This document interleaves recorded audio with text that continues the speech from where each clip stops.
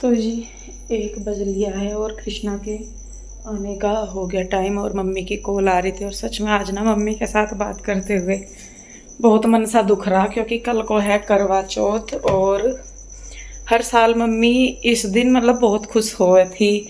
सारी चीज़ मैं कौन सा पहनूंगी, इंदू में यो सूट लेकर आई, इंदू में यो लेकर आई, इंदू में वो लेकर आई। और इस बार बस मेरी मम्मी ऐसे ही बैठी कि हाँ भाई कर रहे, ठीक है। भाभी बाजार गए हुए अपना सामान वगैरह लेने के लिए। देखिए सारे ही काम वही मैं कह रही, करने तो सारे ही पड़ेंगे, अपनी इतनी दिक्कत नहीं है जितनी मम्मी की तरफ से हुए। और ये लगे कि भाई हम त्योहार करेंगे या हम पहनने उड़ेंगे, ज़्यादा नहीं थोड़ा तो करेंगे ही। लेकिन मम्मी का सोच का थोड़ी सी दिक्कत हो है कि नहीं भाई, मम्मी हमारी हर साल इतने अच्छे से करा करती थी और इस बार वो ऐसे रहेगी। खैर भगवान जी क्या कर सके इसमें ना, हम कुछ कर भी नहीं पा रहे। सबसे बड़ी दिक्कत ये है कि भाई वैसा कुछ हो तो इंसान सोचे हाथ पैर भी मारे, लेकिन इस चीज़ में हम कुछ कर भी नहीं पा रहे। चलिए जी क्या करूँ, अब रस्सी लगा के बात करती रहूँ। मैं तो मैं बात भी नहीं करती जिनसे यूँ लगे कि हाँ भाई वैसा कुछ हो। नॉर्मल ही चीज़ बात करती रहूँ, अपना हाल चाल पूछ लिया, ये पूछ लिया, वो पूछ लिया, यो दिखा दिया सामान, मम्मी यो ऐसे, मम्मी वो ऐसे, इस तरीके से। तो खैर चलिए जी, पहले मैं कृष्णा को लेके आती हूँ, फिर मैं देखती हूँ बाकी के अपने काम सारे। तो जी कृष्णा को ला के यहाँ पे मैं अपने काम में लग गई थी। मैंने कहा लाओ चलो बैठी हूँ, कपड़े वगैरह तय कर लेती हूँ इतना, क्योंकि आज पीयू के डैडी घर तो आते ही नहीं। जैसा करवा चौथ से जो एक दिन पहले होता है ना, उस दिन नहीं है घर आते। और काम उस दिन इनका ये होता है कि जिनका भी देने वाला है वो सारा दे के ही आते हैं। तो सुबह मैंने दाल के पराठे बनाए थे, एक ये खा के भी गए थे और मैंने 2-3 इनको रख के दे दिए थे। मैंने कहा चलो अगर भूख लगेगी तो खा लेंगे, नहीं तो कोई बात नहीं। तो यहाँ पे मैं अपने कपड़े तय करने पे लग रही थी और फ़ोन आ रहा था एक दीदी का, तो मैं उनसे भी बात कर रही थी। और बस मुझे शाम ही हो गई थी, फिर प्यूरू भी स्कूल से आ गई थी, तो मैं तो अपना घर में ही थी। तो फिर शाम के टाइम प्यू के डैडी का फ़ोन आया था कि इंदु कल करवा चौथ है, ज़्यादा कुछ नहीं कर रही तो थोड़ा बहुत अपने लिए कुछ तो कर ले। तो जी शाम का टाइम हो गया और 6 ही बजने वाले हो रहे, तो मैं तो घर पे ही थी सुबह से। तो अभी इसके डैडी का आया था फ़ोन, कहने लगे हिंदू कल को करवा चौथ है, तूने कुछ लेकर आती क्या, तूने कुछ करती क्या। मैं कहा जी बस मैं क्या करूँ, मैंने कहा कुछ तो टाइम ही नहीं है, अब जाऊँ भी तो इतनी दूर जाऊँ कैसे। सबसे बड़ी दिक्कत तो जाने की, अकेली तो मैं फिर भी चली जाऊँ लेकिन बच्चे भी साथ में हैं। फिर मैं कहने लगे चल ज़्यादा कुछ नहीं करवा रही, कम से कम थ्रेडिंग तो बनवा ही ले, और नहीं कुछ कर रही तो। फिर अब कह रहे हैं कि चल आ जा, मैं कन्हैया को भेज रहा, उसके साथ आ जाओ, बच्चे आ जाएंगे और पैदल पैदल करके जैसे भी। तो इतना भी उन्होंने सोचा। चलिए तो खैर मैं अब जा रही थ्रेडिंग करवाने के लिए। जाना उधर ही जाना पड़ेगा, असल में मैं इधर जानती नहीं किसी को इतना। तो मैं तो अपना सुबह से कर ही रही थी, मैंने कहा चल छोड़ पर है बस। फिर जब उन्होंने बोला तो मैं कहा चल थ्रेडिंग तो करवा ही आती हूँ। तो खैर जी यहाँ पे मैं, पीहू, रूही और कृष्णा हैं तीनों, और बस हम चलेंगे। कन्हैया रास्ते में मिल जाएगा हमें, तो फिर उसके साथ चल पड़ेंगे, बच्चे चले जाएंगे और मैं और पीहू पैदल चले जाएंगे। हैं मैं और तू पैदल चल लेंगे, ठीक है चल चप्पल पहन। तो जी यहाँ पे मैं गई थी, फिर पैदल ही गई थी और काफ़ी दूर, आधा पौना घंटा पैदल लग जाता है उस घर से इधर तक आने में, क्योंकि काफ़ी दूर पड़ जाता है। तो फिर पहले मैं यहाँ पे मकान पे आई थी, तो पीयू के डैडी मुझे बोल रहे थे कि आएगी तो देखती हुई आई है कि वो कर रहे हैं काम, तो कुछ चेंज करवाना हो तो पहले ही हो जाएगा। मैं कहा ठीक है। तो यहाँ पे मैं आई थी और ये लगा रहे थे टाइलें। नीचे की साइड पत्थर है, ऊपर की साइड टाइलें हैं। तो वो देख रहे हैं इधर जो ये हम बनवा रहे, वो ब्रेकफास्ट टेबल सी बनवा रहे ना इधर, काउंटर, ब्रेकफास्ट काउंटर। तो उसका साइज ले रहे थे भैया। तो ये पूछ रहे थे कि भाभी कैसे, मतलब इस तरीके से। वैसे तो इन्हें बता दिया था सारा, लेकिन फिर भी वही है कि ये मतलब 1-2 बार ये दोबारा से पूछ लेते हैं, क्योंकि फिर बाद में ना करना पड़े। नहीं तो पीहू के डैडी आते हैं, आके वो हटवा देते हैं, फिर दूसरा शुरू करवा देते हैं। तो इस तरीके से। तो यहाँ पे मैं उनसे वही बात कर रही थी। तो मैंने कहा भैया जी इस तरीके से, मतलब मेरा ये है विशेष कि कोने ना निकलें, क्योंकि ये जो पत्थर हैं ग्रेनाइट है, इनके कोने बहुत जोर से लगते हैं। तो मैं भैया को ये बोल रही थी, मैंने कहा भैया जो ग्रेनाइट है इनके ये कोने से गोल कर देना, ताकि छोटे बच्चे हैं चोट ना लग जाए।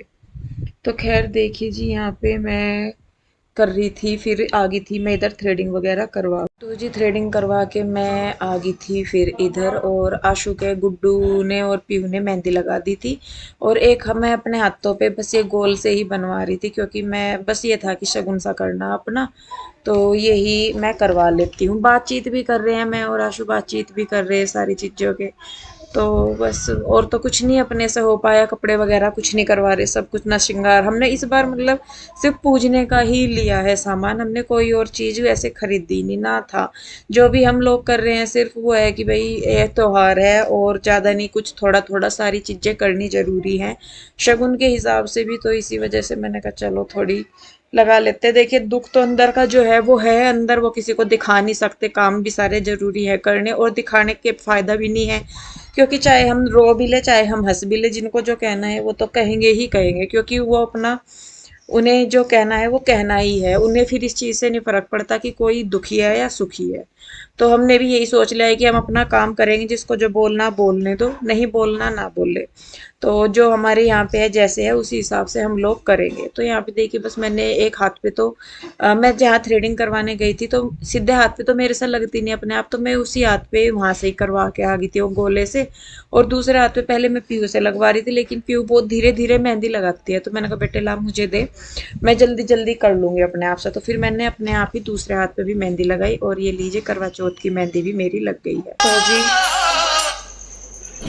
नमस्कार, कैसे हैं आप सभी? आशा करती हूँ आप लोग ठीक होंगे, खुश होंगे, स्वस्थ होंगे। आज है करवा चौथ, दिन है रविवार और तारीख है 20 अक्टूबर।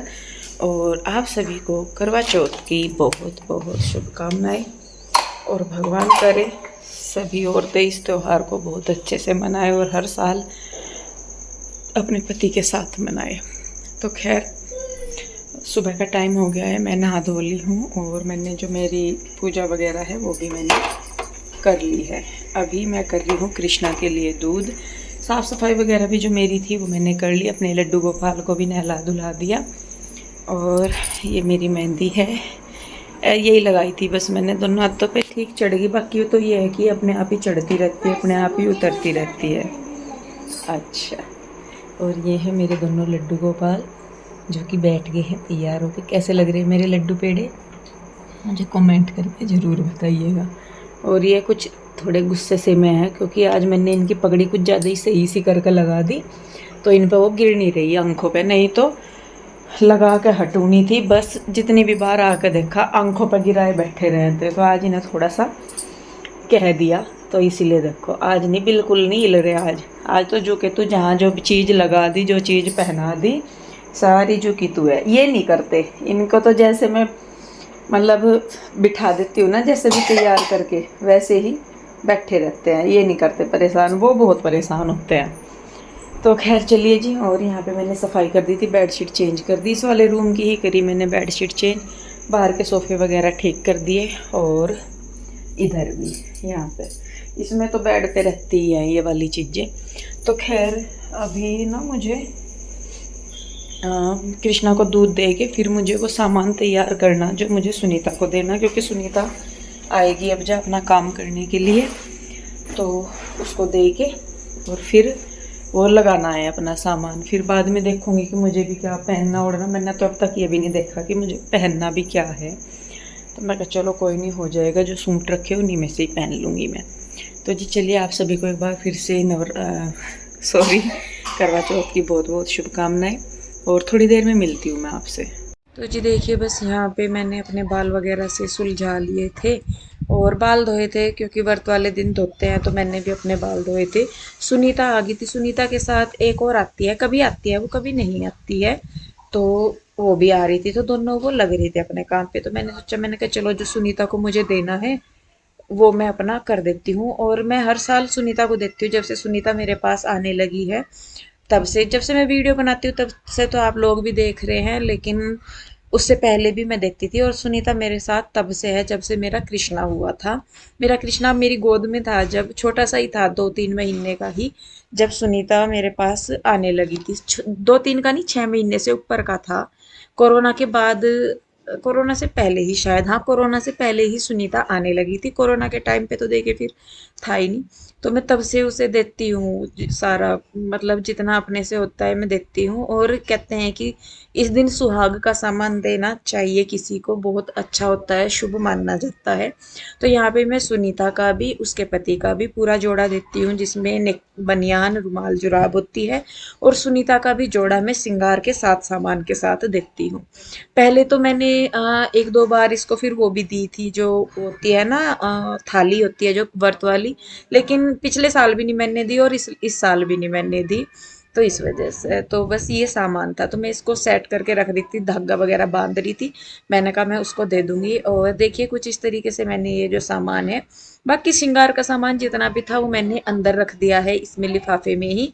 और चूड़ी रह गई थी तो चूड़ी बाहर है। तो इस तरीके से देखिए करके मैं हर साल सुनीता को देती हूँ ये वाला सामान। और मैं तो बस यही कहती हूँ कि माता रानी सबके सुहाग बनाए रखें, और कभी भी ऐसा ना हो कि किसी को अपने पति के बिना रहना पड़े। क्योंकि अब हमारी मम्मी रह रही है ना, मम्मी है, तो हम जानते हैं कि कितनी तकलीफ होती है सोच सोच के कि हाँ भाई आज ऐसे है और मम्मी पहले ऐसे थी। तो बहुत तकलीफ होती है, बस ये क्या करे, खैर। तो यहाँ पे मैंने सोचा कि साथ के साथ ही मैंने कहा चलो ये जो रुचि वाला सूट है इसको भी मैं रख देती हूँ तय करके, और सामान वगैरह, क्योंकि शाम को मुझे यही पूजना है।